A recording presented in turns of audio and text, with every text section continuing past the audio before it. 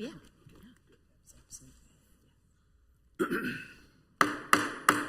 Good evening, ladies and gentlemen. Welcome to the September 2, 2025 regular session governing body meeting for the city of Leawood. I'll call the meeting to order and ask the clerk to call the roll, please. Councilmember Larson. Here. Councilmember Sippel. Here. Councilmember Kane. Here. Councilmember Sunkel. Here. Councilmember Gayed. Here. Councilmember Harrison. Here. Councilmember Castor. Here. Councilmember Phila is absent, and Mayor Mark Elkins is present and presiding. Thank you, Stacy. I find that a quorum is present this evening, so we can move on to the business of the evening. And with that, I would invite the Scouts from Troop 10 to please come forward and lead us in the Pledge of Allegiance and presentation of the colors.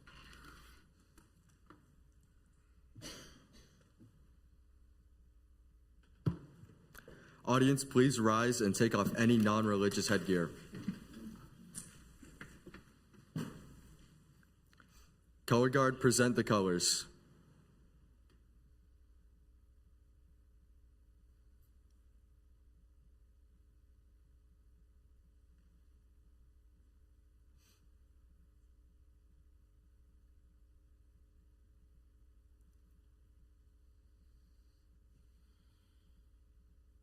Color Guard, post the colors. Please join me in the Pledge of Allegiance. I pledge allegiance to the flag of the United States of America and to the republic for which it stands, one nation under God, indivisible, with liberty and justice for all.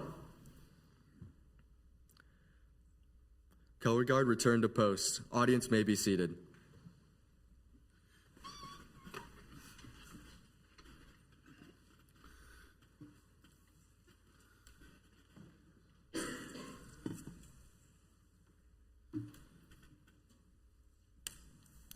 Thank you. And with that, I would invite the Color Guard to come back to the podium to be recognized.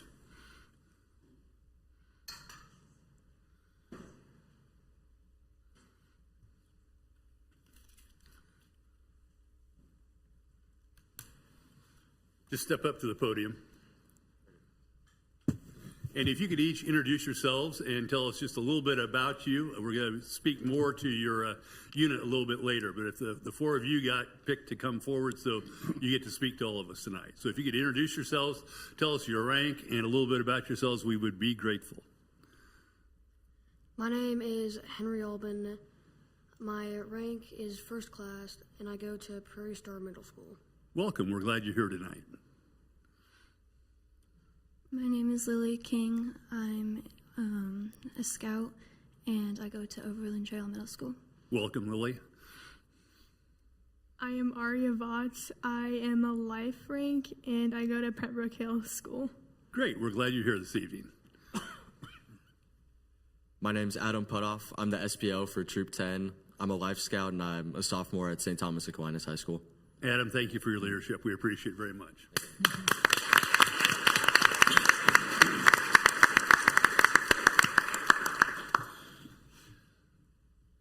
The staff published an agenda late last week. Does staff have any amendments or additions to that agenda? No, we do not. If not, is there a motion? Motion to approve. Thank you, Mr. Sippel. Thank you, Ms. Larson. The motion is to approve the agenda as it was published. All those in favor, please indicate by saying aye. Aye. Those opposed, same sign. The ayes have it, and the agenda as it was published is approved and will guide us this evening. Next on the agenda are citizens' comments. I think I have 4 individuals who have signed in to speak this evening. 2 of those relate to the budget and property taxes. One is Ms. Stegman and the other is Mr. Emhoff. And what I would suggest, if it's all right with them, we will be having a public hearing on the agenda and the revenue neutral rate a little bit later in the evening. And I would suggest that we hold off on those presentations until we have that public hearing. Is that acceptable to you, Mr. Emhoff? Ms. Stegman, is that okay with you? Great, thank you. With that, I would invite Ms. Maywald to the podium. In our normal course of events with citizen comments, we permit 5 minutes for presentation. So Ms. Maywald, if you could step forward, introduce yourself and your address. We're interested in your comments.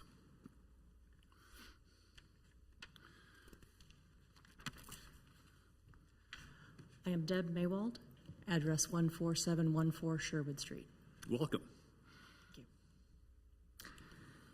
Council members and taxpayers, I'd like to call your attention to the portion of the city budget under Parks and Recreation, which historically has not been given a lot of attention, but it does represent 29% of the Parks and Rec budget, Iron Horse Golf Course. As you know, we have a fiduciary responsibility to our city, and I do believe we generally take pride in supporting all of our local businesses.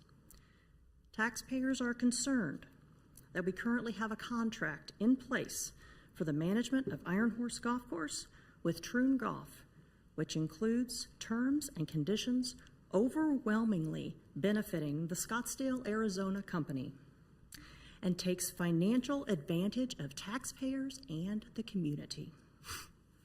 The cost of the more than $1 million plus Vista 154 facility addition was 100% paid for by tax dollars, while the profits from all alcohol sales are going to Troon Golf. The addition of Vista 154 at Iron Horse in 2017 has been very lucrative to Troon, while the revenue is not reported in Iron Horse financial statements. A bank statement for Troon Beverages of Kansas, LLC, provided by the City of Leawood under a Kansas Open Records Act request, shows that in fiscal year 2024, these alcohol profits paid to Troon were approximately $755,000. Now, the contract terms do provide, in return for the city receiving an $85,000 stipend, that Troon gets to keep all of the profits, with the exception of alcohol costs, which are minimal. The city pays for all of the expenses, including overhead, personnel, supplies, used to generate these alcohol profits. Per the bank records for 2024, this resulted in our city receiving an 11% profit share, while Troon took the remaining 89% of the profits back to Scottsdale, Arizona.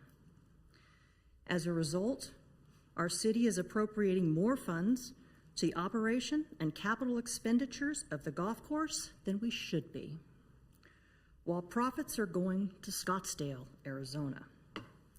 I recommend that we conduct an independent review of all revenue streams and profitability at Iron Horse.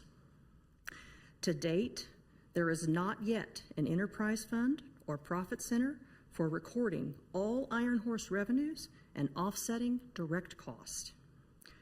Gross sales are mixed in to the city general fund. But I am glad to see that the city has finally agreed to establish a much-needed enterprise fund for Iron Horse. However, as the old saying goes, the devil is in the details. Assuming we appropriate additional funds for the enterprise, we first need to understand the impact of all incoming revenue streams and profitability, or we risk actually increasing more taxpayer revenues in addition to the current profits already being sent to Scottsdale, Arizona. Troon receiving 100% of profits from alcohol sales has resulted in millions of dollars being paid to Troon that could be better spent on improvements to the golf course and benefits to our Leawood residents. A thorough review of all revenue streams and profit at Iron Horse would place our city in a better strategic position to negotiate a more equitable management agreement and support of our community. Thank you so much for your time. Thank you, Ms. Maywald. We appreciate your comments. Next, I note that Senator Kelly Warren who represents a portion of Leawood at the state legislature is here this evening, and I believe she has comments as well. Senator Warren, please step forward.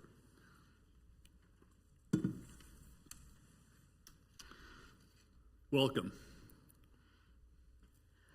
Well, thank you very much, Mr. Mayor and council members. I'm Kelly Warren. I live at 14505 Falmouth Street, a longtime Leawood resident and an even longer time Johnson County resident. I just wanted to say a few words in congratulations. Don't want to get ahead of the presentation this afternoon on behalf of celebrating Troop 10 from the Boy Scouts, and I think their 50th anniversary today.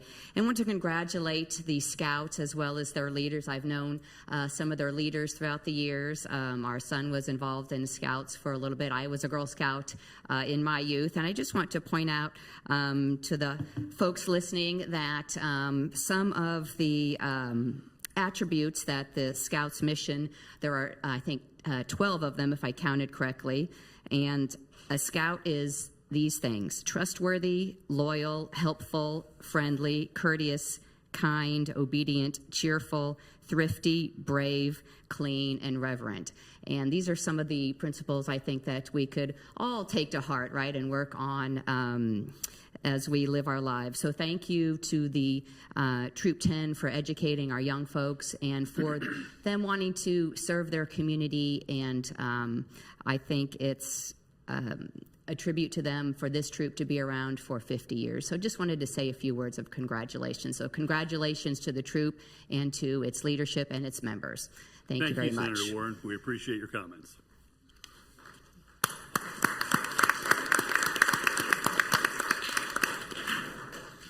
Great segue for the next part of our agenda, which are proclamations. And the first proclamation is one that is very near and dear to my heart. Most of you who come to these meetings know probably to a matter of boredom that I always wear a Leawood pin on my jacket, and it's with great pride that I do that. But tonight, really for the first time since I was sworn in as mayor almost 2 years ago, I took off the pin and in recognition of tonight, put on my eagle pin. And I do get a little emotional here, surprised about that. But as many of you know, I served as Scoutmaster for Troop 10 for 3 of the best years of my life. And it's with a great deal of pride and acclamation that I take tonight to issue a proclamation on behalf of both myself and for the city. The proclamation reads as follows. Whereas the mission of Scouting America is to prepare young people to make ethical and moral choices throughout their lives by installing in them the values of the Scout Oath and Law. And whereas Troop 10 was first chartered on August 10, 1975, to the Leawood Middle School PTO, and since 2009 has been chartered to the Leawood Lions Club. And whereas Troop 10 has consistently maintained a strong membership of more than 100 scouting families, and at times exceeding 200. And whereas in 2019, the Leawood Lions Club chartered a companion unit, Troop 6010, the girls' new encompassing approximately 35 scouting families. And whereas Troop 10 and Troop 6010 have delivered the scouting program to thousands of youth of the Leawood community over the past 50 years. And whereas over the past 50 years, more than 625 young men and women have earned the rank of Eagle Scout, the highest achievement in scouting, which places a strong emphasis on leadership and community service. And whereas Troop 10 and Troop 6010 have provided thousands of hours of public service that have benefited the city of Leawood and its citizens. And whereas Troop 10, Troop 6010, and their chartered organizations have produced highly ethical citizens of great moral character to the Leawood community, many of whom have served on committees of our city. And whereas I am extremely proud to have served as Scoutmaster for Troop 10 between 1999 and 2002, now therefore I, Mark E. Elkins, Mayor of the City of Leawood, Kansas, do hereby proclaim, recognize, and celebrate Troop 10's 50th anniversary. And on behalf of the City of Leawood, Kansas, and its residents, I urge all residents to celebrate and recognize the important contributions that Scouting America, Troop 10, and Troop 6010 have made to our community. In testimony whereof I have hereunto set my hand and caused the seal of the City of Leawood to be affixed this second day of September 2025. And with that, I would invite, and I apologize if I mispronounce the names here, Roz Shadluri, the committee chair for Troop 10, and Rodney Pierce, Troop 10 Scoutmaster, to please come forward. And if you have some words for us, we'd be very happy to hear what you have to say about just what it is your organization contributes to our community. Welcome. Thank you. I just want to say thank you. It's kind of a daunting thing to get up in front of City Hall and be thanked for, the things that we do for, as a troop. And, I appreciate that quite a bit. I really want to thank all of the scouts more than anybody else, the scouts that have come out, given up their time to be part of this as well. I feel it's a great honor to be able to see these scouts grow and mature and become great leaders and just in the world. So, thank you. Thank you. Yes, sir. Thank you, Mr. Mayor. So I am Raj Chilleri. I have been part of scouting for over 10 years. My son's an Eagle Scout through Troop 10. And, the three things we teach all the scouts. One is leadership. Second is survival skills, so they can survive anywhere. And then the third thing is service to community. And Troop 10 has been doing that for long before I have been committee chair, and it'll continue the tradition after I'm done.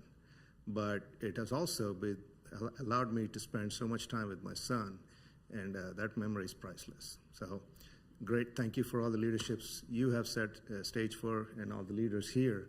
We call them old goats, but their wisdom is priceless. So thank you very much. Well, thank you. And I will note as a historical note that there are a number of adults up on this dais who are the parents of Troop 10 Eagle Scouts, as well as I am.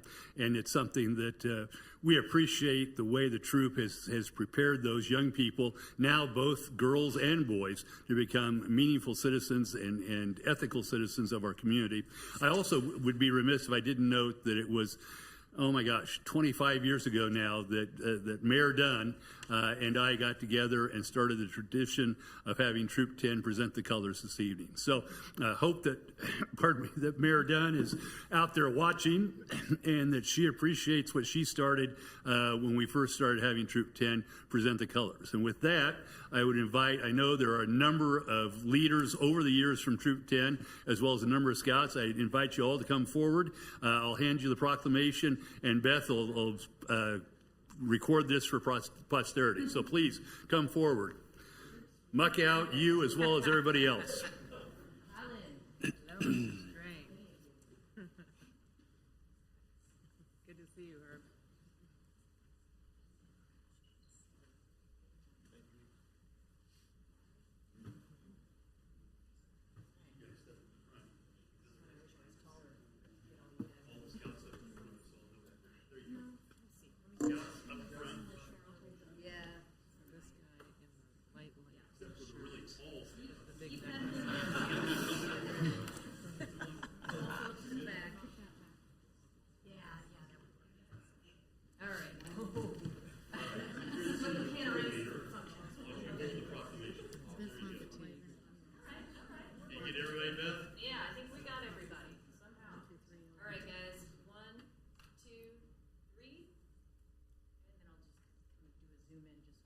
Proclamations in there real quick. 1, 2, 3, and I'll do this end. 1, 2, 3. 1, 2, 3. Thank you so much, guys. Thank you, Beth. Beth, Troop 10, thank you. Really appreciate it.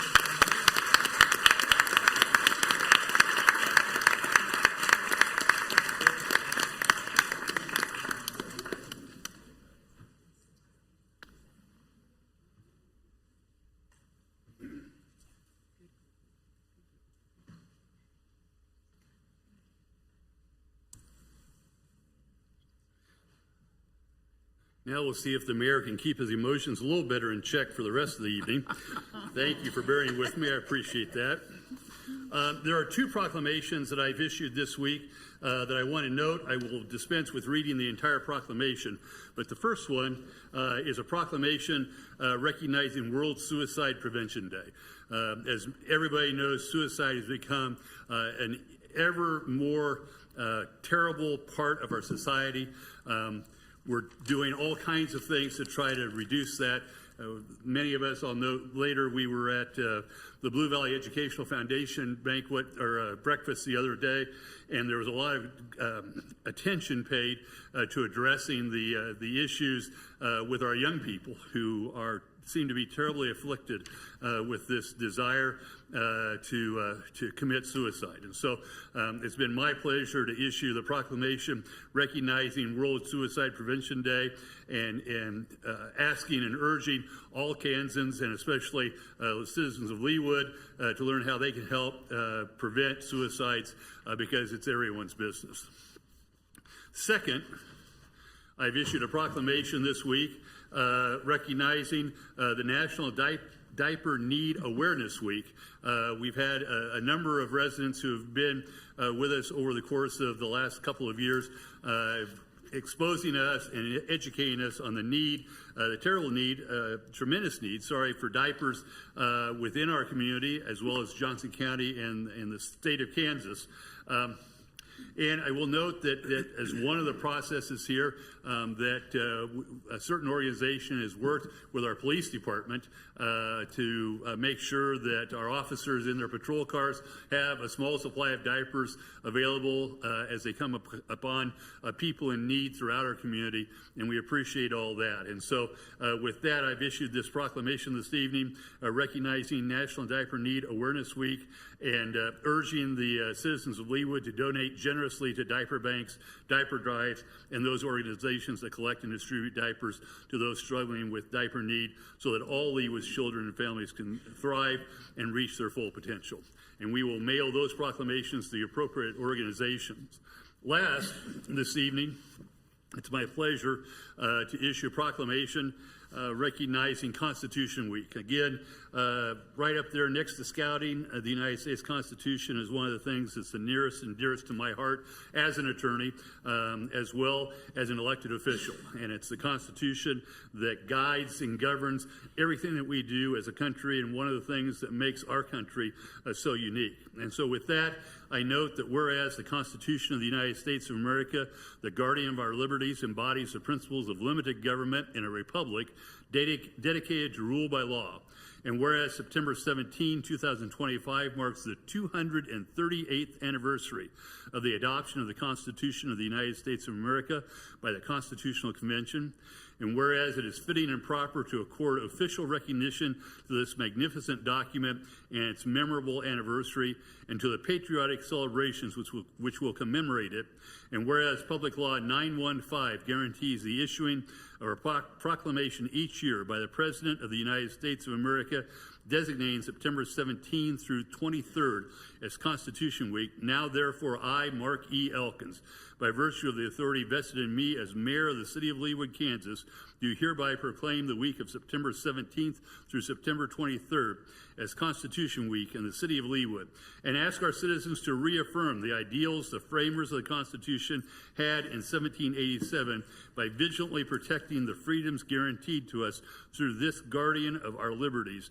remembering that lost rights may never be regained. In testimony whereof I have hereunto set my hand and caused the seal of the city of Leawood, Kansas, to be affixed this second day of September 2025. And with that, I would invite Jillian Pence and Jackie Aaron to the podium. They may well have some comments to help us remember Constitution Week. Ladies, welcome. Thank you so much. This is actually Jeannie Blau. She is our Vice Regent of the Sagamore chapter. So the United States Constitution stands as a testament to the tenacity of Americans throughout history to maintain their liberties and freedoms and to ensure those unalienable rights that are granted to our citizens. The tradition of celebrating the Constitution was started by the Daughters of the American Revolution. In 1955, the DAR petitioned Congress to set aside September 17th through 23rd annually to be dedicated to the observance of Constitution Week. The resolution was later adopted by the U.S. Congress and signed into public law on August 2nd, 1956 by President Dwight D. Eisenhower. The aims of the celebration are to emphasize, inform, and encourage. Emphasize citizens' responsibilities for protecting and defending the Constitution, inform people that the Constitution is the basis for America's greatest heritage and the foundation for our way of life. And we want to encourage the study of historical events which led to the framing of the Constitution in September of 1787. The importance of the the importance of the Constitution is to the cohesion of our body politic and the operation of our government, which cannot be overemphasized. Understanding its history, articles, and amendments is fundamental for we the people Constitution. Constitution Week offers that perfect opportunity for us all and the invitation to study, celebrate, and promote the Constitution year-round and celebrate the freedoms it gave us. There is a thing called Bells Across America. It is an annual celebration of the signing of the U.S. Constitution. Participants gather to ring bells across America, much as the church bells of Philadelphia rang out when the U.S. Constitution was first signed at 4 p.m. on September 17th, 1787.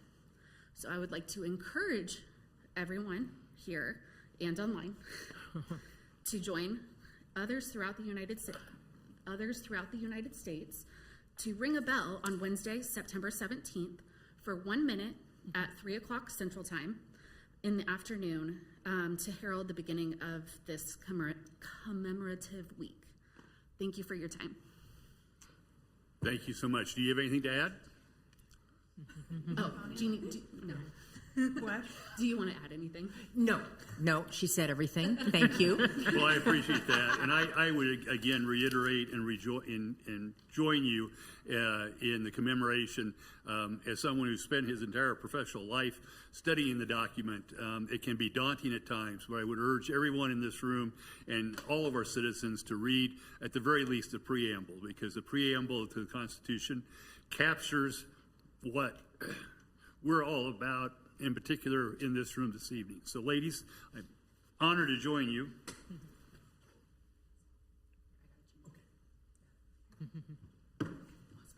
Go forward. Thanks. Yes, right up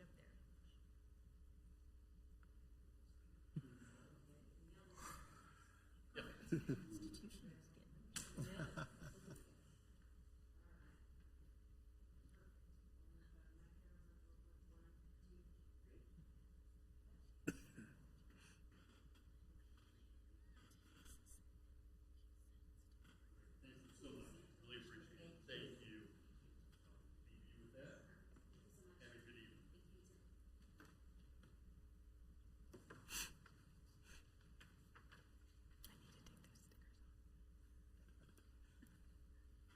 With that, I think we all owe the Constitution applause.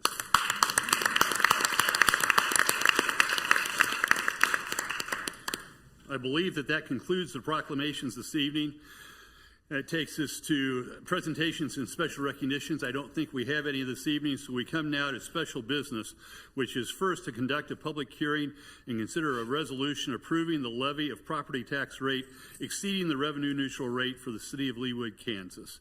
And with that, I would invite Ms. Raper to step forward. You could introduce yourself to the folks in the public and what your role is with the city. We're interested in your presentation. Thank you for having me. My name is Jana Raper. I'm the Assistant Finance Director, and I, along with many others in this room, have been involved throughout the last year and several years working to develop the 2026 budget and the 2026 through 2030 capital improvement program. So I'm going to give a brief presentation before we have the hearings.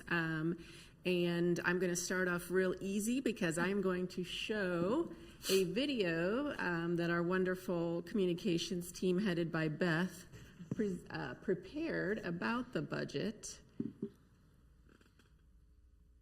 And I think it really almost says everything that needs to be said. The City of Leawood's budget is more.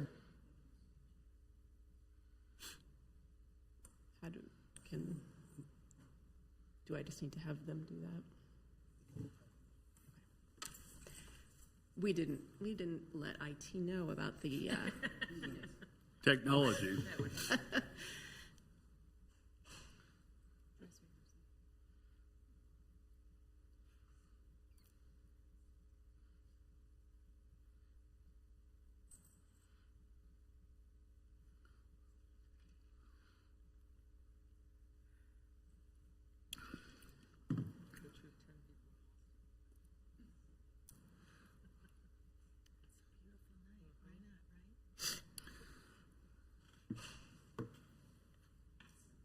All right, we'll try again.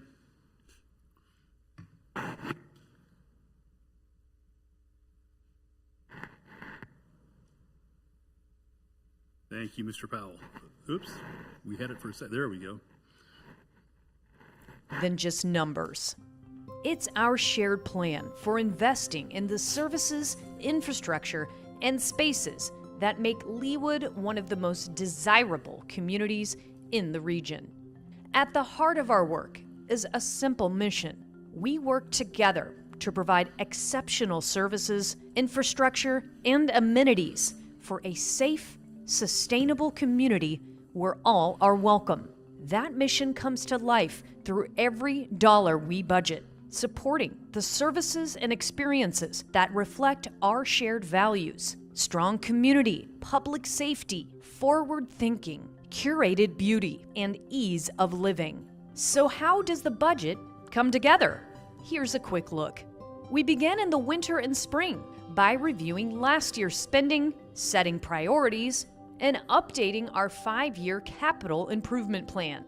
In May and June, the draft plan goes to the Planning Commission and the Budget and Finance Committee, which consists of the full governing body and 3 Leawood residents. And residents get their first look at the proposed budget for the year ahead. By July and August, the city determines whether they will exceed the revenue neutral rate, or R&R. In Kansas, cities are required to hold a public hearing anytime they plan to collect more in total property tax revenue than the year before, even if the tax rate stays the same or goes down. To meet the R&R, we could not raise $1 more in property taxes over last year's collections, at a time when expenses continue to rise each year, just like they do for our personal budgets. This year, nearly every city in Johnson County is exceeding the R&R. Why? Because home values continue to rise, and even with flat or lowered tax rates, cities are projected to collect more in total dollars.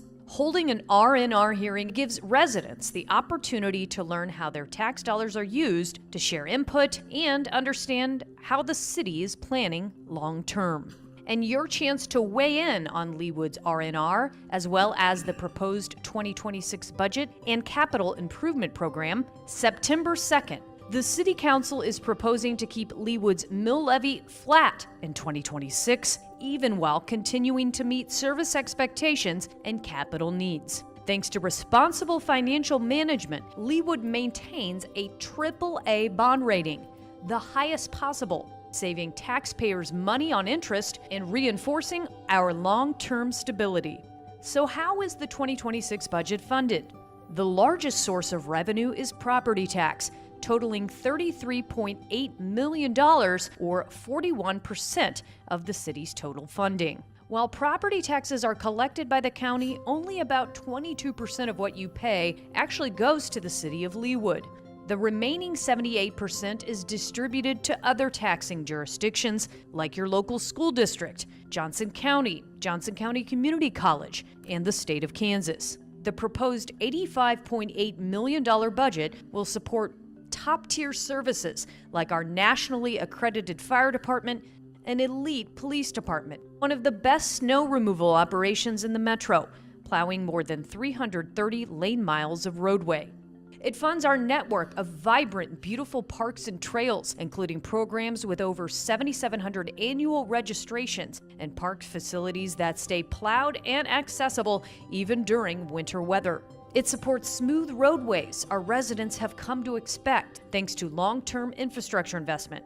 It funds responsive code enforcement, smart city planning, and innovation in every department. These aren't just services, they're priorities shaped by you. In last year's resident survey, you told us what matters most. Public safety was your top priority, as well as fire and medical services, safe city streets, and the quality of our parks and trails. And we invested in those areas. 99% of our residents say Leawood is a great place to live and raise children. Your feedback helps us prioritize where budget dollars go. Want to help shape Leawood's future? Review the budget online. Attend a public hearing where you can weigh in on how your tax dollars are spent.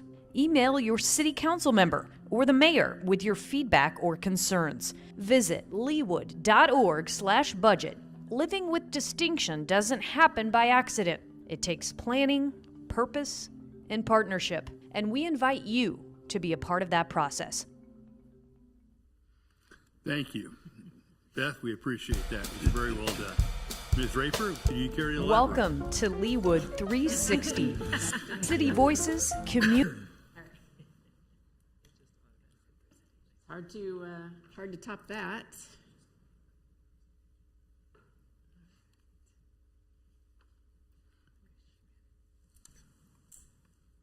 Okay, thank you. So, as I mentioned, we are going to have 3 hearings tonight, one regarding the revenue neutral rate, one regarding the adoption of the 2026 proposed budget, and one for the 26 through 2030 capital improvement program.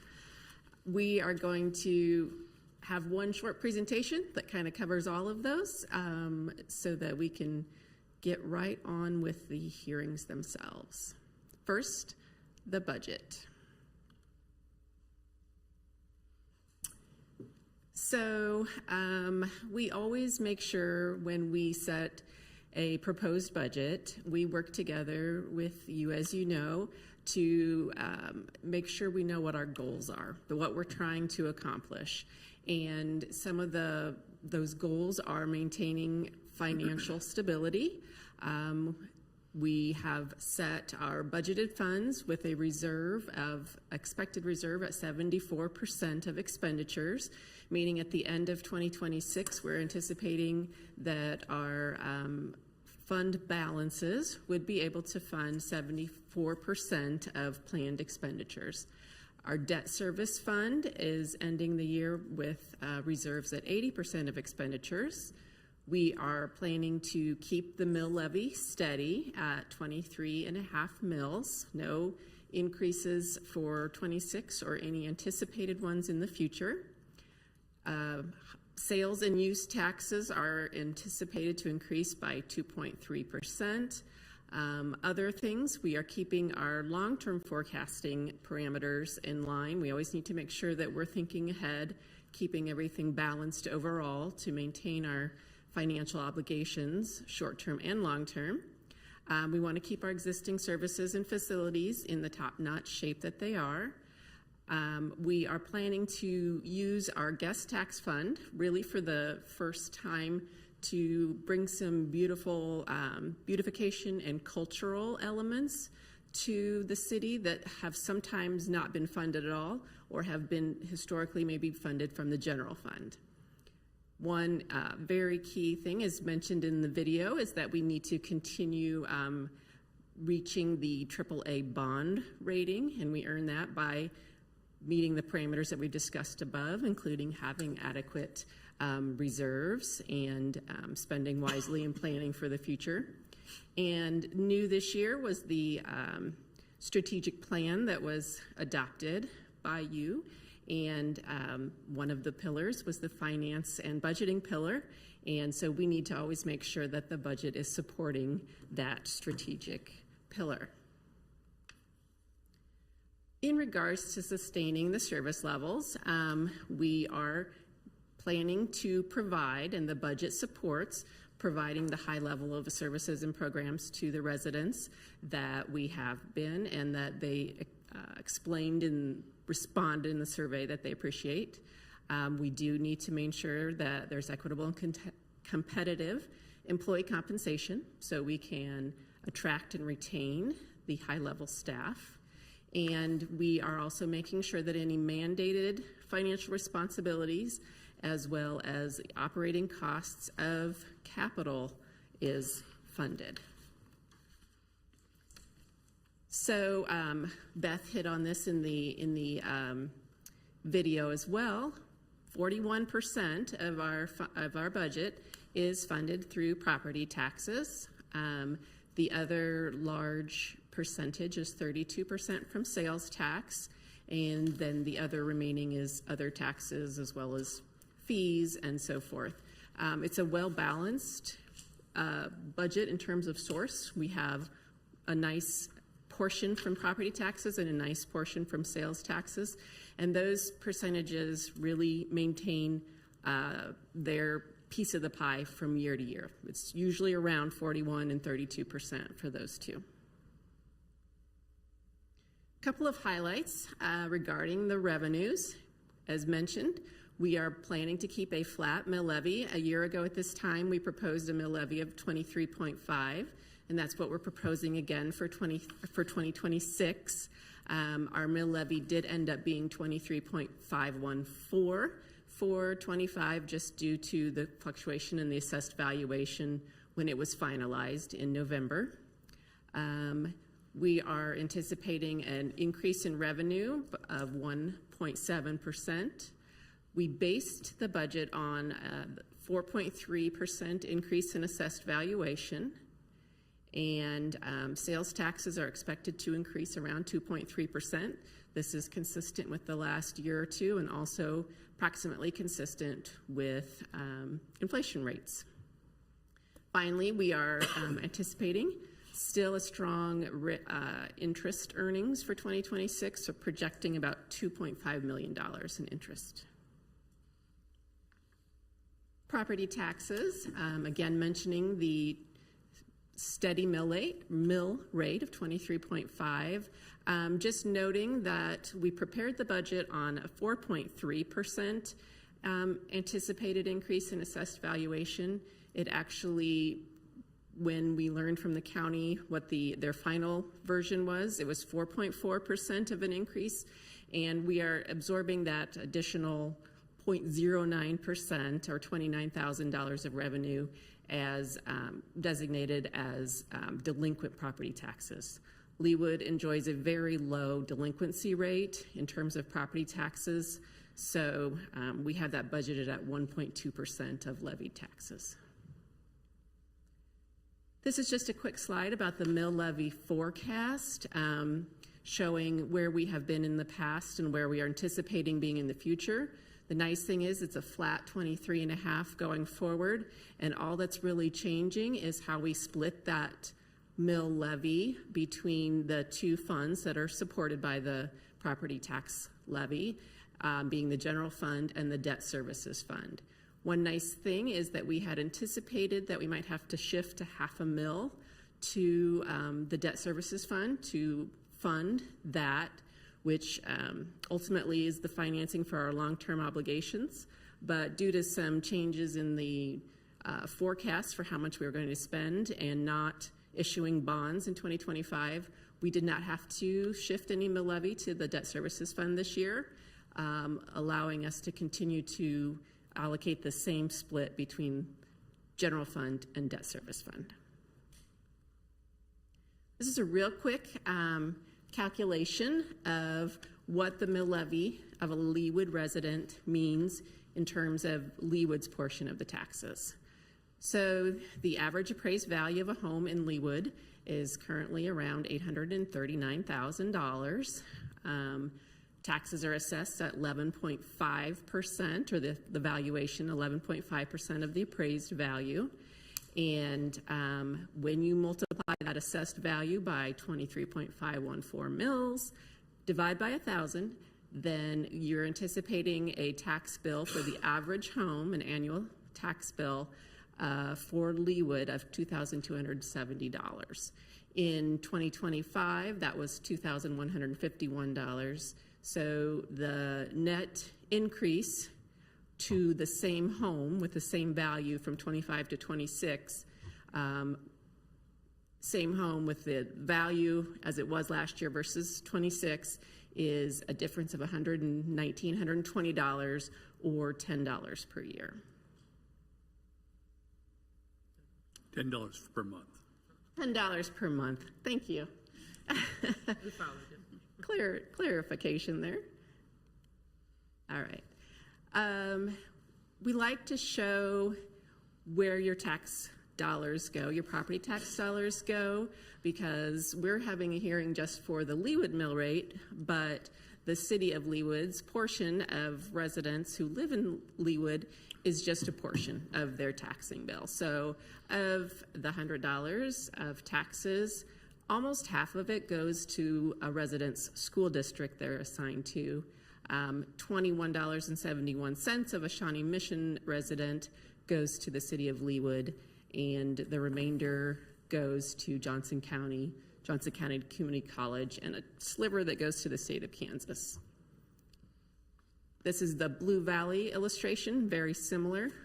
Almost half goes to the Blue Valley School District, and $20.74 out of every 100 is what Leawood collects. So switch gears real quick a little bit to the revenue neutral rate. As has been discussed since 2021, or the 2022 budget, we have had to hold a public hearing, which we are doing this evening, if we intend to levy a mill rate that would raise more taxes than was raised in the previous year. So although we are keeping our mill levy steady, the fact that our assessed valuation increased means that we will, by default, exceed the revenue neutral rate. This is a quick illustration of what numbers are actually impacted by the revenue neutral rate.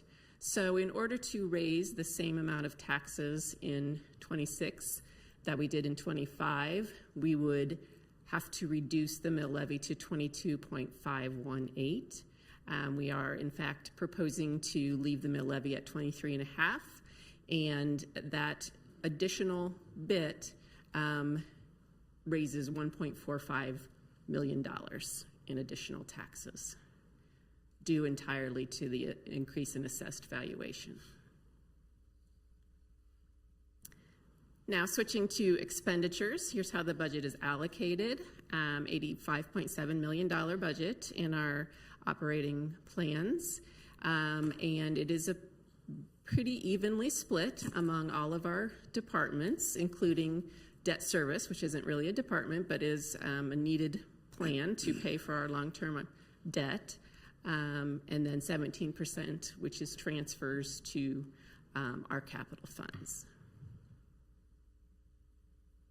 Some highlights about the expenditures. Overall, for our budgeted funds, expenditures are decreasing 2.2%. One major contributor to that is really our capital spending. We have some higher capital spending planned for 2025 than we do for 2026, which is contributing to that decrease. The main one being the $6 million we have in the plans for undergrounding overhead power lines along 123rd Street. That's in the 2025 budget. That's a one and done expenditure, and so that makes the 2026 budget less. We are anticipating personnel services increasing about 3.7%. We're looking at about a 3.5% for personnel salary and merit pay, as well as market adjustments as needed, with that additional bit in there for things like insurance, capers, etc. Non-personnel operating expenses are increasing 7.3%. A large portion of that is $750,000 that's been set aside in the transient guest tax fund to do activities around hosting the World Cup next year. And then we have obligations that continue to increase 5 to 10%, contractual obligations that we don't have a great deal of control over, such as increases in software renewals and so forth. Debt service expenditures are actually planned to decrease a little bit in 26 from 25. The main contributor to that is the fact that we did not issue any long-term debt in 2025, so we didn't bring any new issues on, but we did pay off our oldest debt issuance this year. Personnel highlights. We are not proposing to add any full-time staff, so full-time staff would remain at 277. There's a little bit of adjustment, some additions to casual and seasonal FTEs for Parks and Recreation. That meets their programming needs, but because we do not pay benefits or capers or Kansas Police and Fire for seasonal and recreation or casual employees, that does not impact the budget in a significant way. As mentioned, we've got 3.5 set aside for wage increases for merit and market adjustments. Health insurance costs were budgeted about a 20% increase. Hopeful that it will be less than that, but that was the initial assumption when we set the budget, and we are always conservative with our expenditures. And it doesn't happen very often, but the contribution rates for capers and Kansas Police and Fire retirement do decrease slightly in 2026. As you know, decision packages are the opportunity for departments to submit requests to fund something that's new, not something that's a continuing service or operation, but perhaps it's a new program or a new piece of equipment, something like that. We had 900,000, just over 900,000 of decision packages submitted to the Budget and Finance Committee, and we decided to proceed as a committee forward with 2 decision packages. One is $110,000 for median landscaping along our major corridors. That's a priority both in terms of just beauty as well as safety. Helps to keep our staff off medians where the risks are higher. And then just over $91,000 for 3 auto pulse cardiac compression units for the EMS service, and those can be used on patients who are in a code situation, a cardiac arrest situation, to do automated cardiac compressions, which is more reliable and has a better success rate than human-done compressions. None of these decision packages are funded by the general fund. The one for fire is funded by the Public Safety Improvement Fund, and the one for the median landscaping is funded by the Transient Guest Tax Fund. It was a priority of the committee this year to not try not to have any decision packages come from the general fund. Quick highlight of our expenditures by all departments over the course of 24 through 26, and showing our decrease there of 2.2%. The significant decrease in public works is mostly due to the fact that our capital projects, namely the undergrounding of utility lines and so forth, is recorded under public works, and so that expenditure doesn't exist in 2026. And the parks, on the flip side, Parks and Recreation shows an increase of 26%. Again, that is due to the capital projects that we have planned for the parks, which we'll talk a little bit more later. This is a quick slide showing what we anticipate for all of our budgeted funds, how we anticipate the revenues and expenditures coming out, and therefore the ending balance. And it really highlights the fact that we maintain a strong fund balance in each of the funds, and then overall we end the year with a projected 74% in reserves.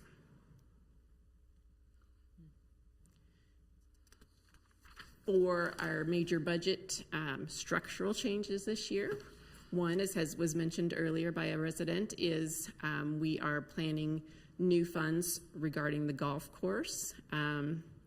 So there will be a golf operating enterprise fund to provide more transparency into the actual business results and the operations of the golf course as an enterprise. That will be initially funded by a planned $1 million transfer from the general fund.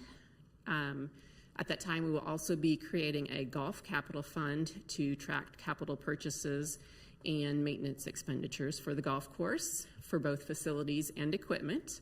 And that will be funded by $600,000 transfer from the general fund and $400,000 from the Public Buildings Reserve Fund. So we're about to wrap it up here, and we just have some actions that we need to take. Next on the agenda will be the revenue neutral rate public hearing and vote on whether to exceed the proposed or the revenue neutral rate. Vote on whether to adopt the proposed 2026 budget, and along with that, if adopted, to approve an ordinance to appropriate the budget, and a 2026-2030 CIP public hearing and vote on adoption. Thank you, Ms. Raper. First of all, I want to thank you and commend you and Mr. Cobby for the tremendous amount of work that you put into this. I know it's a 22-page presentation, but I know there's a lot of spreadsheets that go on behind that many of us probably wouldn't understand if you chose to share them with us. But they certainly have always been available, and your team has always been very approachable and responsive to questions that we asked, including some that I asked as late as 3 o'clock this afternoon. So very appreciative of that. Just a comment about procedure for the governing body here. What my intent is as was noted by Ms. Raper, state statute requires that we have separate hearings on the revenue neutral rate, exceeding the revenue neutral rate, and on the budget. Before we open those public hearings, though, I want to give the governing body members an opportunity to ask questions of Ms. Raper and Mr. Cobby. I want to emphasize asking questions because we'll have an opportunity at the conclusion of the public hearing for the governing body to make comments that they may have about this budget. If there are suggestions about how you might want to alter the budget, that'll be the opportunity for you all to weigh in about those changes. But while it's still fresh, if there was anything that Ms. Raper discussed here that you have questions about or don't understand, now would be an appropriate time to ask. And of course, she'll be available to answer questions when we have our discussion period as well. But strictly on the question of questions, does anyone have any questions for Ms. Raper? Mr. Sipple. Thank you, Mr. Mayor. I just wanted to add one more comment to what Ms. Raper presented. And last week at the City Council meeting, we accepted an auditor's report on our city financials, and they gave us a clean opinion on everything we do here at the city. So there's nothing going on behind the curtain that taxpayers should be concerned about. It's all above board. We've got a clean opinion from the auditors. Thank you, Councilmember Sipple. Ms. Harrison. Thank you. Is there any way to go back to the presentation real quick to the slide marked revenue, 1/3 of the way from the start? I just want to clarify something or make sure. I just need to find it. Was it revenue highlights or? Bullet points on revenue. It was not a photo slide or a chart slide. It was all black and white words. This one on highlights or? Can't see it. Nope. Thank you. Thanks, Stephen. I guess I need to be on there. Technology is stymieing. I know. That whole shared screen thing. Yeah, that's one way to get there. Okay. I think I saw it. One more. Yep. Third bullet down. Property tax is based on a 4.3% increase. Nope. Wait, that's not the one. Nope. The fourth bullet point. Sales tax expected to increase 2.3% from 2025. Is that sales tax revenue? It is not. The sales taxes in Leawood are not increasing 2.3, right? That's an excellent question. Yes, thanks for clarifying. That Just is our want to make sales sure tax revenue. when you're shopping at the Apple Store, you're not paying 2.3% more. No. Okay, thank you. I know it's a small thing, but I just thought to myself, my dad always complains about our sales taxes when he's here visiting. Are we doing that to ourselves? It's not. We are not. Okay, thank you. Thank you, Ms. Harrison. Other questions for Ms. Raper? If not, we will proceed then to open the public hearing on the revenue neutral rate. And I acknowledge and note that is a technical distinction that may be difficult for members of the public to make the distinction between. We do have an obligation to open the public hearing independently for both of those. I will ask that our record incorporate the comments in the public hearing from one to the other so that if anyone in the audience who wishes to make comments is concerned about which topic they apply to, the record that we create will kind of cross-reference both things. And I'm looking at Mr. Powell and Ms. Stromberg, and they seem to understand what I'm saying. So if there are other questions at the end of the evening, we can clarify those more. But with that, I would open the hearing on the question of the city exceeding the revenue neutral rate and ask, I'll start with those who signed in first. Mr. Emhoff, do you wish to be heard on this issue, or would you prefer to be heard on the budget? Thank you. And Ms. Stegman, for you, do you wish to be heard on the question of exceeding the revenue neutral rate or upon the budget itself? And if you're not sure, feel free, one way or the other, your comments will get into our record. Okay. All right, very good. Well, if it's on property taxes, why don't I invite you to, because that's what we're really looking at is a revenue neutral rate for property taxes, so that might be the appropriate place to start. So if you could step forward, introduce yourself and your address, we're very interested in your comments. We'll permit 5 minutes for comments, about 30 seconds before the end, the light will start to blink, and we'll ask you to bring your comments to a close if you haven't already gotten there. So please step forward. Welcome to the Leawood governing body. Thank you. I hadn't prepared anything to speak this evening, but I did take some notes, and I've been very interested in property taxes and what's been going on over the last 2 years. I've been a Leawood resident for 23 years and business owner too.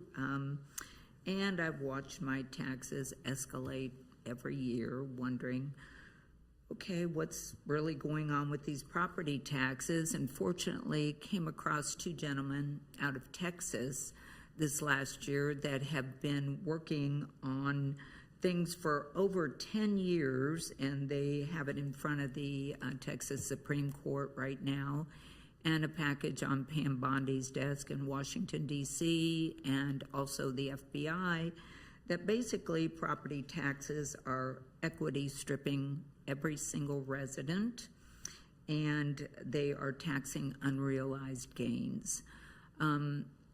It's interesting to think that when we buy a home, we don't really own the property that our home's set on, because every year we're taxed, and if we don't pay the taxes, we get thrown out of our home. What has come to light with all of this is that, as I said, we're being equity stripped, and a real easy way to describe that is, say I buy a home for $450,000, but we see the median price basically in Leawood's about $839,000. And over the course of, say, my 23 years, I've paid $8,000 a year on my property taxes. We know that comes to about $161,000 added on. Maybe I've had repairs, if I'm lucky, of only $150,000 over the course of 23 years. And so if I try to sell my property, I need at least $736,000 to break even. And I can tell you, when I got my tax bill this year, I went and protested it, as I have several times, to basically no avail. My property taxes were increased 22% this year, and then got a notice that they actually wanted to increase it another 3%. When presenting to the appraiser's office, when I went there, they listened to what I had to say and then came back and decreased my taxes by $20,000, well, the rate by $20,000, not the actual taxes. So instead of increasing the rate by $144,000, it was increasing it by $124,000. So I would just like to try to find out what I, as a resident of Leawood, can do. I'm a senior citizen. I'm over 65. I know we have a Homestead Act in the state of Kansas, but the Homestead Act is kind of interesting because you have to earn under about $43,000 to get a homestead exemption, and your house has to be less than $350,000 or less. And where in Leawood are we finding that? So any senior citizen is not really able to get that homestead exemption. We know living on $43,000 is pretty difficult in Leawood. I wouldn't see how someone could do that. And basically, listening to these gentlemen over the course of over a year and everything they explain, it's all available on a website called realestatemindset.org. And they lay it out beautifully what's been going on, how we have been federally and state, this is unconstitutional, assessing property taxes on any resident because, again, we do not own the land that our homes sit on. Because the minute we quit paying a property tax, which is a tax, it's an unrealized gain. I mean, think of it. If your stock portfolio, they went in every year and assessed it on what the actual value of your stocks increase was and you had to pay taxes on it, I think everybody would be up in arms. But that's basically what's happening with our property taxes. And so I personally, on that website, you can find a fraud form that we can file with the police department, and we can also file it with the district attorney. If anyone would know of any attorney that might be available to help with this, and a bunch of us taxpayers could get together and maybe file this together, I would love to have help with that. But I just want to make everyone aware that this basically is, it all boils down to the median household income. Every county, every school district floats bonds. It is a program that is used between the Central Appraisal District, or you call them CADs, and the school districts that basically own the CADs. They know they're participating in this fraud because it is fraud on the highest level, and that's why it's in Washington, D.C., and in front of the FBI and on Pam Bondi's desk. But these bonds have amortization schedules, and I don't know if the amortization schedules are available for all these bonds that are floated by the school districts here in Leawood. But I can tell you what the gentlemen who have been working on this have found, that there is no way ever for the bonds to be paid back, and that basically every school district in the United States is broke. And there has to be a come to Jesus moment with it all. And one of the ways to help with this is a statewide uniform sales tax instead of a property tax. And they have found that if you would just increase the state sales tax 13%, it would more than cover everything that the property taxes cover, and would not equity strip each and every one of us with the value of our home. Okay, thank you, Ms. Sigmund. Thank you. Your time's expired, and we appreciate your comments. Are there others that wish to be heard on the revenue neutral rate this evening? If not, do I hear a motion to close the public hearing? So moved. Thank you, Ms. Harrison. Is there a second? Second. Thank you, Ms. Kane. Any discussion? All those in favor of closing the public hearing, please indicate by saying aye. Aye. Those opposed, same sign. The ayes have it, and the public hearing is closed. That takes us to a discussion of the question of whether or not to exceed the revenue neutral rate this year in the city of Leawood. Are there comments or additional questions for Ms. Raper or Mr. Cobby or Ms. Stoddard on the question of the revenue neutral rate? If not, do I hear a motion with respect to adopting the resolution relating to authorizing the city to exceed the revenue neutral rate for the city of Leawood? So moved. Thank you, Mr. Sunkel. Is there a second? Second. Thank you, Ms. Larson. Any other discussion? If not, I believe the statute requires a roll call vote, and with that, I would ask the clerk to call the roll, please. Councilmember Castor, Aye. Councilmember Sunkel, Aye. Councilmember Kane, Aye. Councilmember Harrison, Aye. Councilmember Guyed, Aye. Councilmember Sippel, Aye. Councilmember Larson. Aye. Thank you. I have a 7-0 vote with Ms. Phila being absent. The motion carries on the 7-0 vote, and the resolution is adopted. That brings us now to the question of the budget itself. Are there any questions for Ms. Raper relative to from the governing body right now, questions on the budget as it's been presented by staff? If not, I will open the public hearing for comments from the public upon the proposed 2026 budget for the city of Leawood. Mr. Imhoff, you've waited patiently. Your time is passed.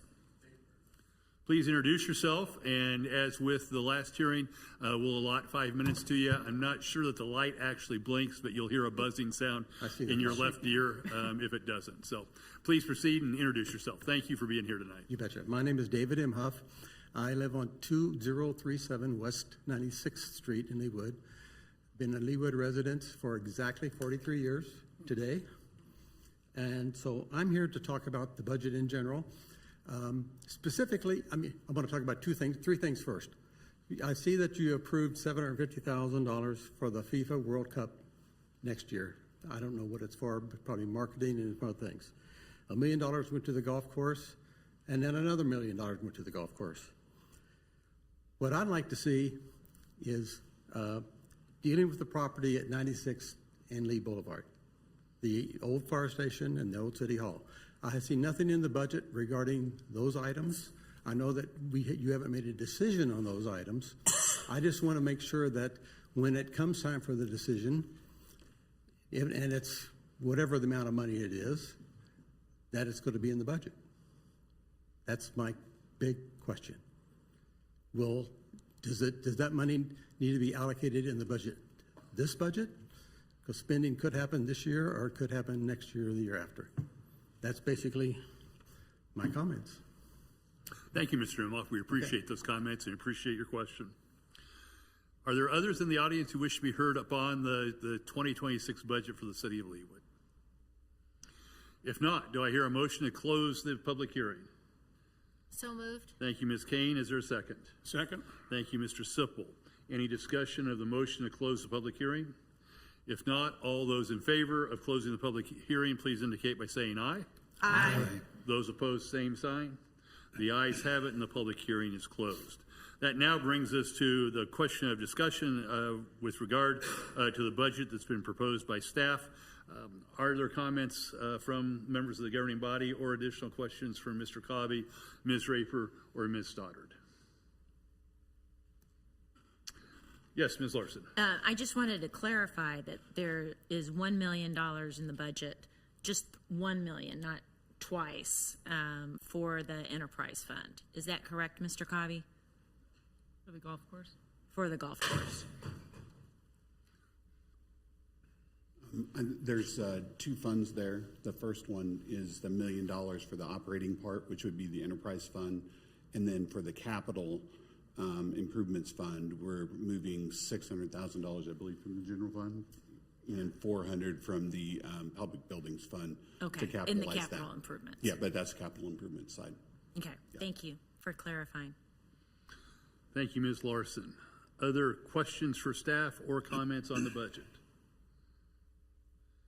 If not, do I hear a motion on the resolution to adopt the 2026 budget for the city of Leawood? So moved. Thank you, Ms. Harrison. Is there a Second. second? Thank you, Mr. Sipple. Additional discussion of the motion?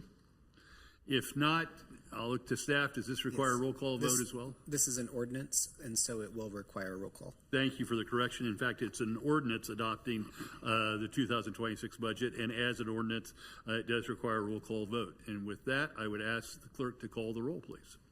Councilmember Larson? Aye. Councilmember Kane? Aye. Councilmember Harrison? Aye. Councilmember Sipple? Excuse Aye. me. Councilmember Guyed? Aye. Councilmember Sunkel? Aye. Councilmember Castor? Aye. And Councilmember Phila is absent. Also, Mayor, we have a form that we will be passing around at this time for signatures. Thank you. I show a 7-0 vote with Ms. Phila being absent. With that, the ordinance is approved and the ordinance is adopted. Any other concerns with respect to the budget or the revenue neutral rate? I believe that that brings us then to the capital improvement program.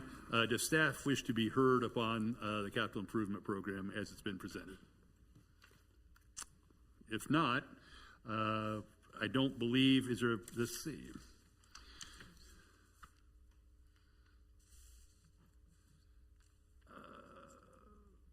There is a provision for a public hearing on the capital improvement plan. Are there any in the audience who wish to be heard on the issue of capital improvements for the 2026 through 2030? Do I have that correct? And again, I would note that this is a capital improvement plan. It's subject to amendment every year, simply because we have something earmarked to be construction to be started in 2027 does not necessarily mean that it will actually happen then, because the governing body takes that up on a case-by-case, project-by-project basis. With that, I will open a public hearing on the capital improvement program. Is there anybody in the audience who wishes to be heard about the proposed capital improvements for 2026 through 2030? If not, do I hear a motion to close the public hearing? So moved. Thank you, Ms. Kane. Is there a second? Second. Thank you, Ms. Larson. Any discussion? If not, all those in favor of closing the public hearing, please indicate by saying aye. Aye. Those opposed, same sign. The ayes have it, and the public hearing is closed. With that, we'll consider this, in this case, it is a resolution, as I understand it. Is there any comment on the capital improvements program? Dr. Castor. Yes, I did want to echo our resident who spoke earlier in that I do agree that, once the council does come to a decision on the 96 and Lee property, I would like to see personally that it is funded in the next year, and perhaps one of the items that is on the CIP for 2026 or 2027, perhaps we could reallocate that. And I would like that to be a conversation that the governing body has hopefully later this year after we finish discussing the 96th and the Lee project. Thank you, Dr. Castor. Other comments? Ms. Harrison. Thank you. I want to reiterate thanks to Beth and her team for that video, because what it showed me, and this several times, many of your views, Beth, were me. I admit I watched it many times, were that what I didn't understand 10 years ago when I came to this position was the value of our infrastructure. And that's become one of my favorite words. And capital improvement programs fund infrastructure. And it's the thing that we take for granted, but often ends up on the 10 o'clock news. When there's a sinkhole and a car goes down a sinkhole, or half of a house goes down a sinkhole, or when there's erosion somewhere and causes a great deal of property damage, or when sewer lines fail and water has to be boiled. I can go on, but these are the stories that make the 10 o'clock news. And it's when infrastructure fails that people's lives are often in danger or inconvenienced by roads being closed or water not being safe to drink. And we don't seem to make the 10 o'clock news because of failed infrastructure in Leawood, because of the great planning from our many departments. And when I say great planning, I'm talking about 10-year plans. None of this was started 10 years ago just for now. We plan these things out many, many years in advance, And all of that falls into this CIP. And so I know there are more residents here and concerned about the value of where your dollars are going, and I appreciate that. But I do notice a difference in the roads when I travel east or west from Leawood to neighboring communities to go to work. The roads are not as good. They're bumpier. That's all there is to it. And that's something that people complain about daily in those communities. Potholes, response time for the police, response time for the fire. These are all things that don't happen by accident. It's because of the effort put in to plan for budgeting and to pay for the services that y'all enjoy. So my little rah-rah Leawood speech is over, but I thank you for your interest in all of this, but I have a much better understanding than I ever thought I would about where the money goes and where it comes from, and it's all in this little chunk of the budget. So thank you. Thank you, Ms. Harrison. Additional comments on the capital improvement plan? And I've started to lose track. I don't think I have a motion pending. Is there a motion to approve the resolution adopting the capital improvement plan for 2026 through 2030? Move to approve. Thank you, Mr. Sipple. Second. Thank you, Ms. Larson. Additional discussion? If not, and because this is a resolution, I think we can do it on simple vote. All those in favor of adopting the resolution approving the capital improvement plan as presented by staff, please indicate by saying aye. Aye. Those opposed, same sign. The ayes have it on a 7-0 vote with Ms. Phillip having been absent. And the resolution is adopted that approves the capital improvement program for 2025 or 2026 through 2030. I believe that concludes our special business for the evening. That takes us to the consent agenda. I believe there are, there's several items on the consent agenda.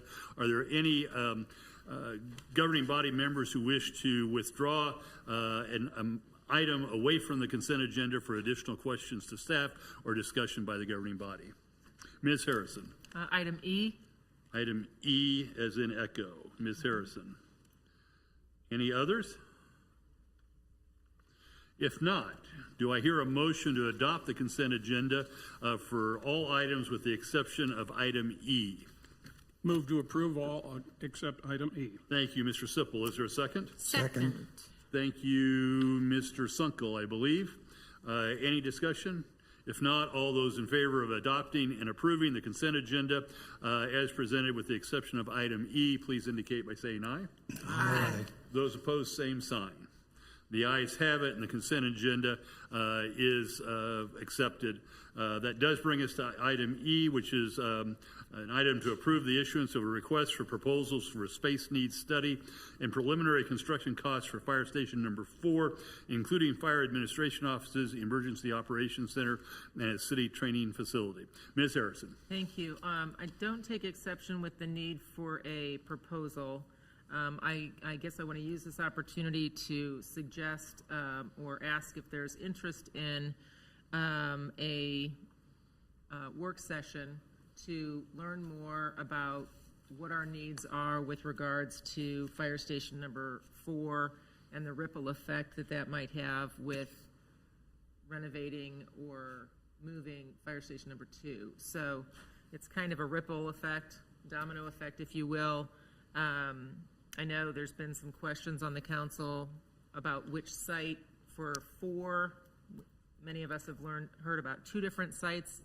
That property is owned by the city, and so I just feel like before we get too deep in the weeds on this, that maybe a work session's in order. But I do understand the need for a space needs study and to assess construction costs, so I'm not arguing with the need for that, which is what E is really about. But it just felt like the right place to ask for the work session. So, thank you, Ms. Harrison. Ms. Stoddard, do you have a response from staff? Yes, Mayor, thank you, and thank you, Councilmember Harrison. On that point, one of the things that we're planning is with this space needs study, and basically what it will provide us is what a much better cost estimate would be for Fire Station Number 4, and also whether the Fire Station Number 4 as planned would fit on the property that's directly to the south of the Justice Center.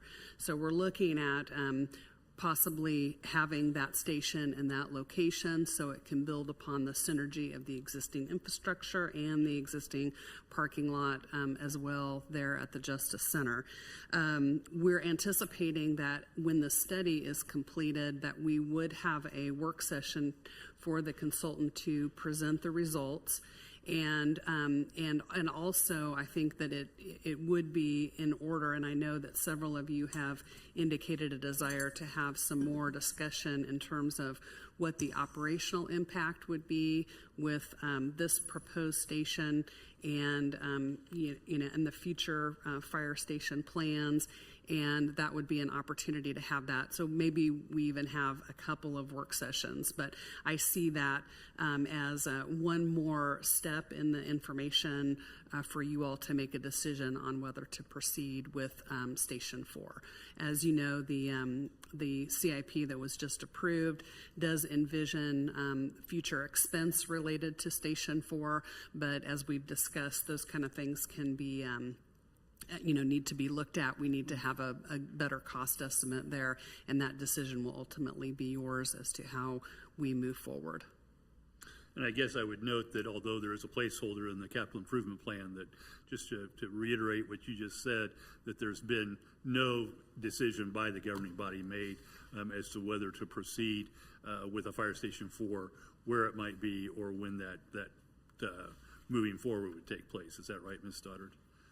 Yes, and I think that, again, these work sessions, this study will be helpful in bringing the information the governing body needs to be able to make that determination. Thank you, Ms. Stoddard. Ms. Harrison asked for comments from the governing body, so I want to make sure and give that opportunity. Ms. Kane. I see that $1.55 million has been budgeted for design. What will this study cost? It's different than the design, is it not? I might see if David Lay might be able to help me with this. This would provide some information that could certainly inform the design, and one of the things that we do want to have a conversation with you all about is maybe using if there is a decision to proceed with this fire station, to use a different type of construction model on the station, where essentially the design is working hand in hand with a selected contractor. So it's being done so that it's properly engineered with the contractor during that design phase. And David? So on the cost estimate, you range maybe right around $200,000 to $300,000. So that may seem a lot, but this is a $20 million project, and we want to, interview the fire chief and all the fire personnel to try and figure out correct size. We have the EOC and then also the training room that we're looking to build for the city. So there would be quite a bit of research into that, and then also see how does it fit on that site with the parking and with everything else. So. Mr. Lay, so the amount that we're contemplating for this need study, is that inside the $1.55 million for design, or is it outside the $1.55 million? Yeah, we believe it's right around inside that one. So it shouldn't it shouldn't be 1.55 plus this. It should be within that 1.55. So this is a sliver of that 1.55 million. That's correct. Yeah, initially we were looking at really starting off with an architect to do this and then proceed to the next step, which would go through the full design process, but we wanted to kind of step it back and just do it one step at a time. And again, noting that the governing body's made no decision on whether to proceed or not. So right. We want to make sure that we don't get too far. We don't want to get ahead of ourselves on the design before we know whether we're really committed to going forward. Ms. King. I must say, I think this request is warranted, and I'm glad that it's including the 3 different buckets, because as the mayor said twice now or 3 times, we've made no decision, and we've certainly made no decision on all 3 of those things being built, let alone where. So until we have more information, we can't make an educated decision, nor can anybody else, until we have all these pieces. So it's very logical in my brain, at least, that we look at it comprehensively. I like the idea that of what you said about the architect working with the construction. So again, from the very beginning, perhaps, we'll get closer on time and budget, than maybe we have in the past.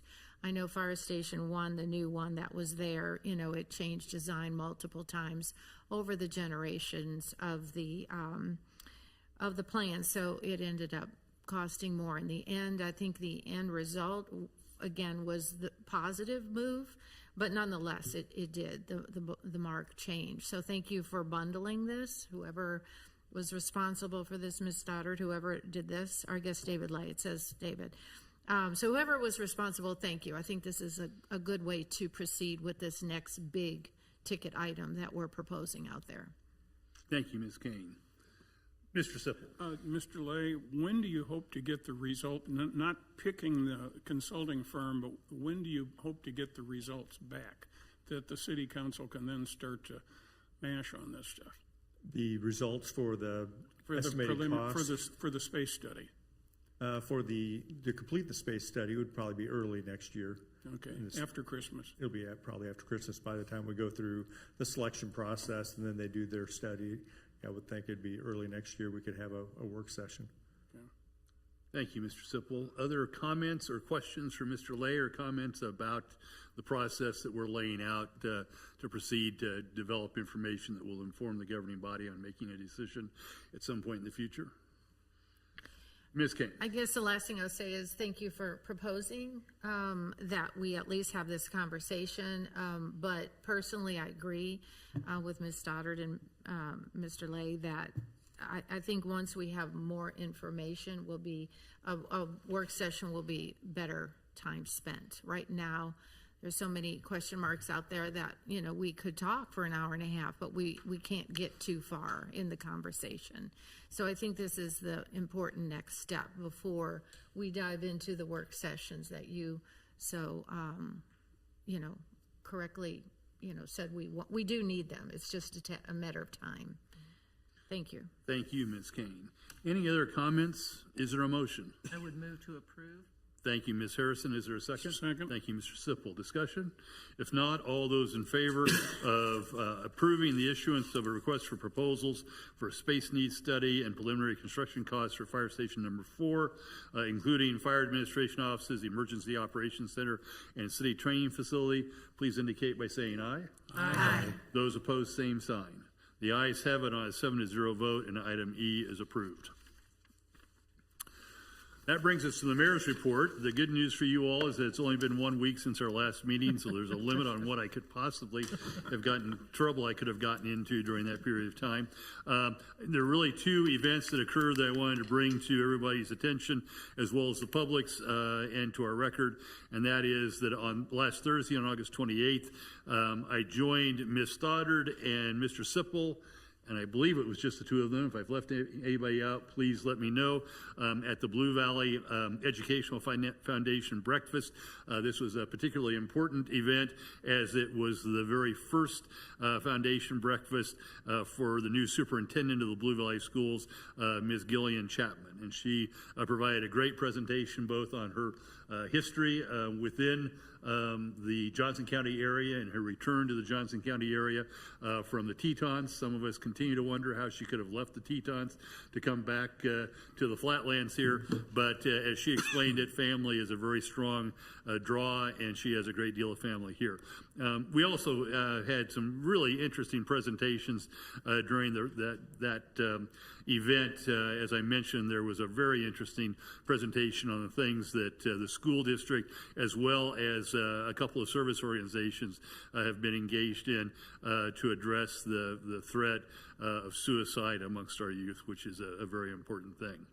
Secondly, I was honored once again on Saturday to be the starter for the Rotary Club's 5K run. This has become a tradition within the city of Leawood, not necessarily the mayor hitting the horn, but the event itself. There were, I think, around 375 runners, which was a step up, and was, I think everybody appreciated because the weather was not super great, and where these people are used to running down Tomahawk Creek Parkway, that was a little difficult this time. But we were fortunate that the race planners and the Rotary Club were able to find another flat terrain for the race to take place on. That's one of the things that's always been a draw to the runners in our area. This is one of the few 5Ks that you can run on flat surface the entire way.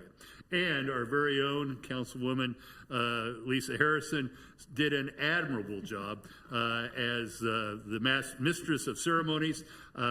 You know, it's a challenge to announce 375 people coming across the finish line and to do it in a fashion that is unique to each one of them. She did an absolutely amazing job to find a new way to say, and number 1, 2, 3 crosses the finish line. So, Lisa, again, a great job, great entertainment, and a great way to start a very early Labor Day for those. And again, Ms. Stoddard, Mr. Sipple were volunteers, and I believe Councilwoman Larson participated in the run, although I have to admit I left before she finished. That's not a comment on her finishing order, but I had grandchildren who were anxious to go to the zoo, so I headed out for the zoo before Ms. Our Harrison wonderful finished. communications director also She did. participated. I'm sorry, Beth. Absolutely. And she ran farther than I did. I walked. And I yelled her in. So again, thanks to the Rotary Club. You all do a wonderful job, and you've provided a tradition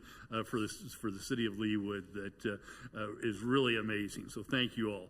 That concludes my remarks. And if there are any questions for me, I'm happy to answer them. If not, we'll move to council member reports. Any council members with comments or reports that they wish to give? If not, Ms. Stoddard, do you have a report this evening? None this evening. Thank you, Mayor. Thank you, Ms. Stoddard. Again, I want to, one last thing I'll add on my report. I just want to thank the staff again for all the work that they did. Beth, the video was amazing. It's an amazing piece of education, and I know that a ton of hard work. And I also want to thank the governing body. You all always show up well prepared. This is not the most fun stuff to wade through, and you all did an amazing job during the course of the Finance Committee's meetings, the work sessions, and ultimately the decision tonight. So it is with great pleasure that I serve with you all as you put in the effort that's necessary to approve an $80 million budget. So I appreciate that. Is there any old business to come before the commission or the council? If not, any new business? If not, I would note the schedule of meetings that we have coming up. And fortunately, you'll note that there are a bunch of them that don't have work sessions associated with them. So you'll have some of your Monday, early parts of your Monday afternoons and evenings to yourselves. If there are no other matters to come before the governing body, I would ask for a motion to adjourn. So moved. Thank you, Ms. Gaines. Second. Thank you, Mr. Sipple. All those in favor of adjourning, please indicate by saying aye. Aye. Those opposed, same sign. The ayes have it, and we stand adjourned until Monday, September 15th at 7 p.m.